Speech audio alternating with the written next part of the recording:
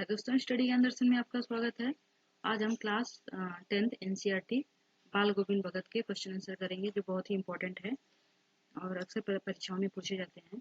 तो स्क्रीन पे पहला प्रश्न है इस तरीके से। सुबह सुबह बाल गोविंद भगत क्या गाते थे? भजन, गाना, लोरी, कव्वाली। तो सुबह सुबह जो बाल गोविंद भगत वह गाना नहीं गाते थे, भजन गाया करते थे। भगवान भजन, और वो भजन जो थे वह कबीर के दोहे थे जो उनको बहुत प्रिय थे। कबीर पे विश्वास भी रखते थे और उन्हें मानते भी थे। भगत जी अपने बेटे का खास ख्याल रखा करते थे, क्योंकि वह चालाक था, ईमानदार था, प्रतिभावान था, सुस्त और भोदा था। उनका जो बेटा था वो काफी सुस्त और भोदा था, और सुस्त और भोदे बच्चों को हमें अधिक प्यार देना चाहिए, सम्मान देना चाहिए, ताकि उन्हें कुछ अलग न लगे। तो इसीलिए वो बहुत प्यार देते थे और उन्हें ज्यादा ख्याल रखते थे। बेटे के मरने पर भगत जी क्या कर रहे थे? रो रहे थे, हंस रहे थे, गा रहे थे? तो वह गा रहे थे, क्योंकि भगत जी कहते हैं कि जब किसी की मृत्यु होती है तो वह मृत्यु नहीं, बल्कि वह आत्मा और परमात्मा का मिलन है।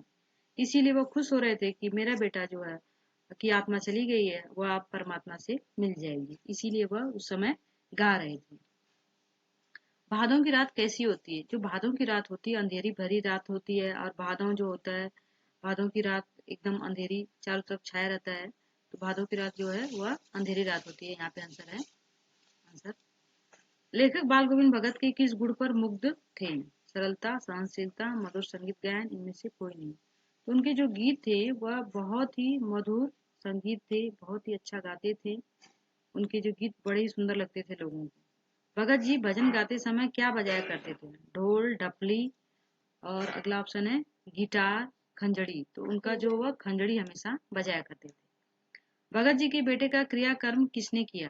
बहू ने, लेखक ने, भगत जी ने, पड़ोसी ने? तो उनका क्रियाकर्म जो है बहू ने किया था, क्योंकि जो बहू थी वह यह सोचते थे कि जो हमारे देश में, भारत देश में जो अंधविश्वास है, और जो लोगों में एक अलग भावना थी कि कभी भी अर्थी को लड़के या आदमी ही जलाएंगे, तो इस कुरीति को मिटाने के लिए उन्होंने सोचा था कि मैं अपनी बहू से ही दाह संस्कार कराऊंगा, क्रियाकर्म करवाऊंगा, और वो ऐसा ही करवाते हैं। बाल गोविंद भगत का व्यवसाय क्या था? खेती, दुकानदारी, पुस्तक विक्रेता? वो खेती बाड़ी करते थे। वो खेती बाड़ी करते थे, और खेती बाड़ी का जो भी सामान होता था वह कबीर पंथी में ले जाकर देते थे, और कबीर पंथी में जो प्रसाद के रूप में जो खेती का जो अनाज मिलता था, उसी से अपना गुजारा करते थे। अगला है, भगत जी के बेटे मरने के बाद अपनी बहू की दूसरी शादी क्यों करवाना चाहते थे? उसके सुखद भविष्य के लिए, छुटकारा पाने के लिए, सबकी नजर से अच्छा बनने के लिए, इनमें से कोई नहीं। तो उसके सुखद भविष्य के लिए, क्योंकि वो चाहते थे कि कभी भी वो चाहते थे कि कभी भी इसका जीवन मेरे यहाँ रहकर बर्बाद ना हो जाए, क्योंकि मेरे बेटे की मृत्यु हो गई है और उसका दूसरा विवाह हो जाएगा तो उसका जीवन सुखद हो जाएगा, संवर जाएगा। इसीलिए वो सोचते थे कि वो अपने मायके चली जाए और उसका दूसरा विवाह हो जाए। भगत जी की बहू उन्हें छोड़कर क्यों नहीं जाना चाहती थी? सामाजिक मर्यादा के कारण, संपत्ति के लोभ में, पति से प्यार होने के कारण, ससुर की चिंता के कारण? तो वो जो थी ससुर की चिंता थी, क्योंकि उसे पता था बहू को कि मेरे पति तो नहीं है, अब इनका कोई सहारा नहीं है, अगर मैं भी चली जाऊंगी तो मेरे ससुर की चिंता और देखभाल कौन करेगा। इसीलिए वह चाहती थी कि नहीं जाना चाहती थी, अपने ससुर की देखभाल करना चाहती थी। पर यह बात भगत जी को पसंद नहीं थी, क्योंकि वो सोचते थे मेरी वजह से इसका जीवन बर्बाद नहीं होना चाहिए, इसके भाई लेकर जाएं और इसका दूसरा विवाह कर दें, ताकि यह सुखद जीवन जीने लगे। बाल गोविंद किसके पद गाया करते थे? रहीम के, सूरदास के, कबीर के? तो वो हमेशा जो है कबीर के दोहे गाया करते थे, और कबीर पंथी में अपने अनाज को वह दान स्वरूप भी दिया करते थे।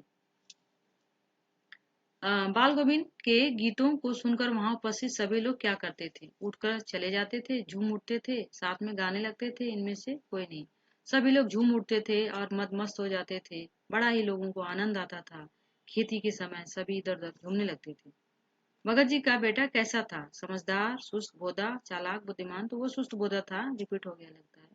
बाल गोविंद के गीतों में कैसा भाव व्यक्त होता है? प्रभु मिलन का, देशभक्ति का, वियोग का? इनमें से कोई नहीं। तो जो बाल गोविंद भगत थे उनके गीतों में प्रभु मिलन का जो गीत था, भाव था, वह हमेशा प्रकट होता था, क्योंकि वो कहते थे कि जो ईश्वर है वह आत्मा और परमात्मा का मिलन मानते थे। तो इस तरीके से हमारा जो क्वेश्चन खत्म हो गया है।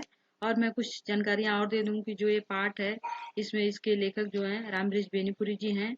और इसमें जो भी दिया गया है वह बहुत सारी ऐसी चीजें हैं जो कि रोपनी का काम करते थे, खेती बाड़ी करते थे बाल गोविंद भगत जी।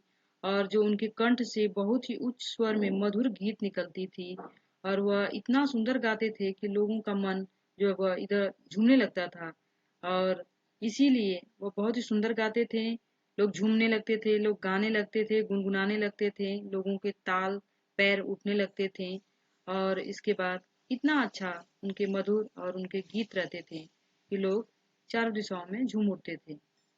और उनको बहुत आस्था थी कबीर पे, उनके दोहे गाते थे। Thank you for the watching.